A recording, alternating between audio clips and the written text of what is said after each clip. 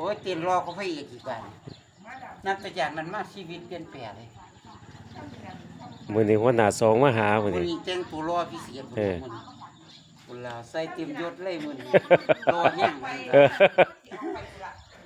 รอคักหันหน้ามาหากล้องแน่เอียงข้างมันสิจะเอียงข้างใส่ไหมล่ะหันหน้าพี่แหมหันหน้าตรงไหม ครับ เออ มื้อนี้แต่งตัวรอแห้ง มื้อไปใส่ก่อนเขาน่ะ มื้อนี้บ้านโคกสวัสดี พวกสวัสดีบ่ โคกสูง พวกสูงบ่ ครับมื้อถึง โอ้เต้นอาหารอีกแล้ว มื้อเต้นอาหารอีกแล้ว โอ้ กันว่าอาหารนี่ เอ เอ้ อ ยสบายใจเลย เออ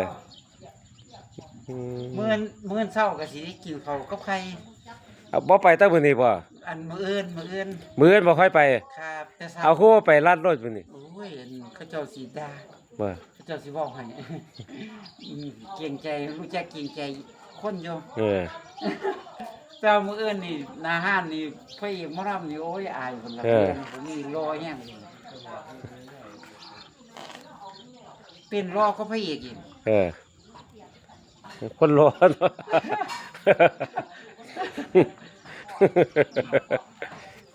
รอคักเลย ครั